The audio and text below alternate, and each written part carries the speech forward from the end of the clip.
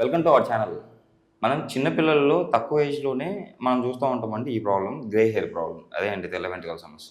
ఈ సమస్యకి చక్కటి సొల్యూషన్ మన ఇంట్లోనే ఉంది. సో, నేను చెప్పినట్టు మీరు ఇలా చేస్తే గాని షూర్ ఈ ప్రాబ్లమ్ నుంచి బయటపడతారని చెప్పేసి అంటున్నారు. ఫ్లవర్ థెరపిస్ట్ డాక్టర్ అజయ్ గారు. సో, సార్ ద్వారానే విషయాలన్నీ తెలుసుకుందాం. నమస్తే సార్. నమస్తే అండి. సార్ మామూలుగా పెద్దవాళ్ళకంటే ఒక 50 ఇయర్స్ పైన అంటే గ్రే హెయిర్ మనం సహజంగా చూస్తూ ఉంటాం. బట్ చిన్నపిల్లలు సార్ వాళ్ళెంత సరే 8 ఇయర్స్, 10 ఇయర్స్ ఉన్నప్పుడే వాళ్ళకు గ్రే హెయిర్ ప్రాబ్లమ్ తెల్ల వెంట్రుకల సమస్య స్టార్ట్ అయిపోతా ఉంది. కారణం ఏమైండొచ్చు సార్? అది మెయిన్‌గా మన ఆహార లోపం అని చెప్పుకోవాలండి. దానికి మించిన కారణం ఇంకేం లేదు. జెనెటిక్స్ కాదు. మనలో ఎవరికి ఇండియా మొత్తం అందరికీ బ్లాక్ హెయిరే. ఓకే. లేకపోతే కొంచెం బ్రౌనిష్ హెయిర్ ఉంటుంది. బ్లాండ్ హెయిర్ ఉండడానికి, లేకపోతే వైటిష్ హెయిర్ ఉండడానికి ఏమి జెనెటిక్స్‌గా ఏం లేవు మనకి. ఓకే. ఒకప్పుడు ఆ నల్లగా నిగనిగలాడుతూ జుట్టు ఉండాలి, పొడుగ్గుండాలని ఫీల్ అయ్యేవాళ్ళు. ఇప్పుడు ఏంటంటే ఆ తత్వమే మారిపోయింది. ఓకే. ఇంతకుముందు స్కూల్‌కెళ్తే నూనె లేకపోతే టీచర్లు కొట్టేవాళ్ళు. ఓకే. ఏంట్రా తలమాసినోడా అని. అంటే నూనె పెట్టుకోకపోతే తలమార్చినోడు అనేవాళ్ళు. అంటే డబ్బులు లేవా నూనె పెట్టుకోవట్లేదు. అదే రివర్స్ అయిపోయింది చూడండి. అంటే మీకు పోషణ అనేది తగ్గిపోయింది. ఏది మన హెయిర్‌ని మన క్లైమేట్‌కి, అంటే మన దుమ్ముకి, డస్ట్ పొల్యూషన్‌కి, మనకున్న ఎండకి, వీటన్నిటికీ కాస్త కూల్ చేస్తే స్కాల్ప్ మీద కొంచెం కొబ్బరి నూనె లేకపోతే ఏదో ఒకటి పెట్టి దాన్ని ప్రొటెక్ట్ చేసేవాళ్ళు ఇంతకుముందు. అదేమో ఇప్పుడు అవుట్ ఆఫ్ ఫ్యాషన్ వెళ్ళిపోవడం వల్ల పోనీ కనీసం ఓకే డే మొత్తం అది అలాగా నూనెతో ఉండలేకపోతే కనీసం రాత్రులు పెట్టుకొని మార్నింగ్ వాష్ ఆఫ్ చేయడం అలాంటివి చేసుకోవాలి. రెండోది మనం వాడే షాంపూస్ చాలా కెమికల్స్ ఎక్కువైపోయినాయండి. Okay sir. సో ఏదైనా కానీ ఇప్పుడు కుంకుడుకాయ, షీకాయ వాడడం మానేసి షాంపూలకు షిఫ్ట్ అయిపోయాం. ఈజీ అండ్ కంట్లో పడదు, దాని అంత ప్రాసెసింగ్ ఈజీ అని. అవి కూడా చాలా హెయిర్ని మీరు ఎంత మంచి షాంపూ తీసుకోండి, ఎంత ఆర్గానిక్ అనొచ్చు, ఏదన్నా అనొచ్చు, కానీ దానిలో ప్రిజర్వేటివ్స్ వేస్తారు. దానిలో మీకు సాపోనింగ్ అంటే సబ్బు నొరగ రావడానికి ఏజెంట్స్ వేస్తారు. సో ఇవన్నీ బ్లీచ్ చేస్తాయి మన హెయిర్ని.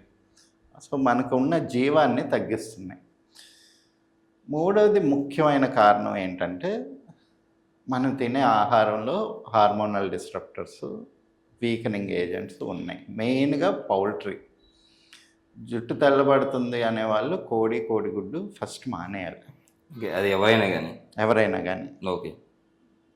అంటే అండర్ ఏజ్. సరే ఎందుకు సార్ కోడిగుడ్లు ఎందుకు మానేయాలి? అంటే ఇప్పుడు ఇవాళ రేపు మీరు కోడులు చూడండి, పౌల్ట్రీ కోడి దేనికన్నా కానీ బలం ఉంటుందా? ఓకే.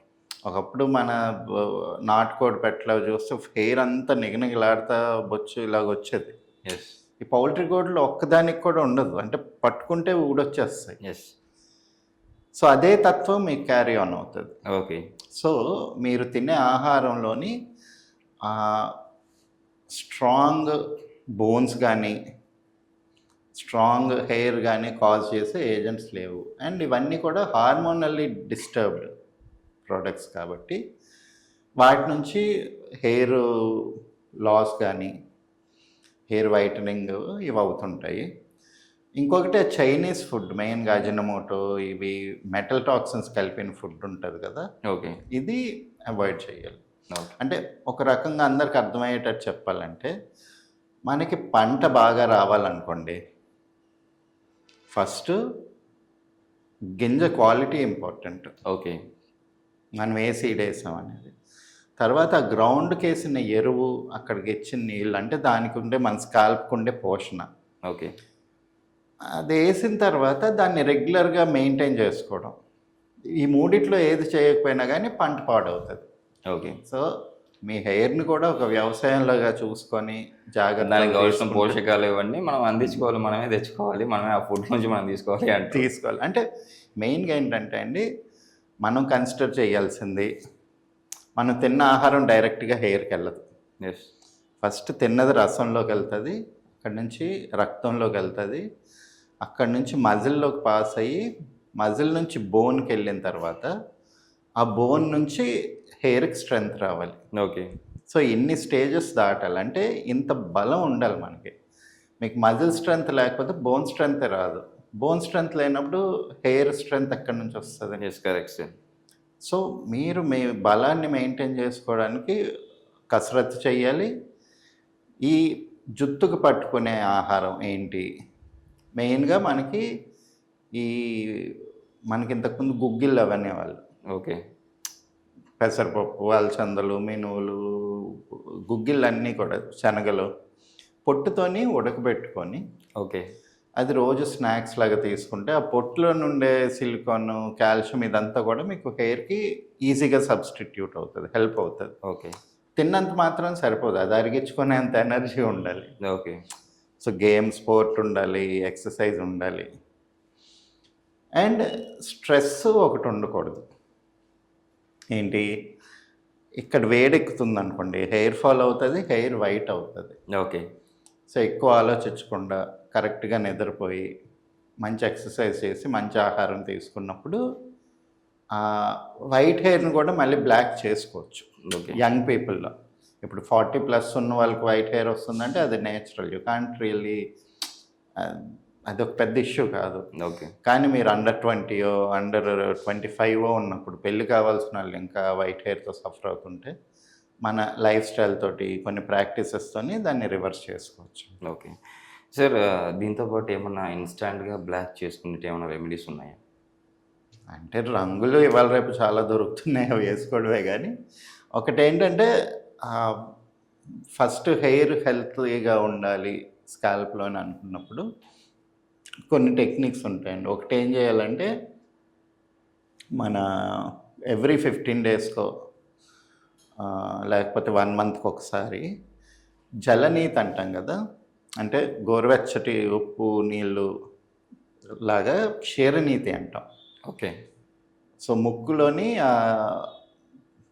పాలతోటి జలనీతి చేయాలి. ఓకే. దానివల్ల కూడా మీకు సైనస్ ఇది క్లియర్ అయ్యి ఇక్కడ సపోర్ట్ వస్తుంది అన్నమాట. ఓకే. రెండోది ఎవ్రీ 10 డేస్, నెలకు ఒక 10 రోజులు అలాగా ఈ 2 ముక్కుల్లోని స్వచ్ఛమైన ఆవు నెయ్యి ఓకే వేసుకొని లోపల పీల్చే ప్రాణాయామం చేసినప్పుడు అనులోమ విలోమం ఇలాంటివి, ఈ సైనస్ ఈ క్యావిటీ అంతా ఫ్రీ అయినప్పుడు ఇక్కడ మీకు ప్రెషర్ లోడ్ తగ్గిస్తుంది. ఓకే. సో అందుకని అక్కడ హెయిర్ అంతా ఈజీగా పెరుగుతుంది. సో ఇవి 2 టెక్నిక్స్ చేయండి. అండ్ కుంకుడుకాయలతోనే స్నానం చేయండి. ఓకే. మెయిన్ అది చాలా ఇంపార్టెంట్. ఆ కుంకుడుకాయ ఎంత మంచిదంటే మీరు ఆ పిక్కలు పగలగొట్టి పప్పు ఉంటుంది లోపల, ఆ కుంకుడుకాయ పప్పు తిన్నా కూడా మీ వైట్ హెయిర్ మళ్ళీ బ్లాక్ అవుతుంది. కుంకుడుకాయ పప్పు తినాలి. ఎన్ని తినొచ్చు సార్ రోజుకి? రోజు ఒక 2-3. 2-3 తినమన్నాం కదా అని అదే కిలోలు తినేటట్టు చేయకుండా ఏదైనా ఓవర్గా చేసేది మంచిది కాదు. Okay sir. రోజు ఒక 2-3 పప్పులు, అంటే మీరు ఒక వారంలో 3-4 సార్లు తలస్నానం చేస్తారు, ఆ పిక్కలు వస్తాయి, ఆ పప్పులు పడేయకుండా తినండి. ఓకే. దానివల్ల కూడా మీకు హెయిర్ బ్లాక్ అయ్యే ఛాన్సెస్ ఎక్కువ.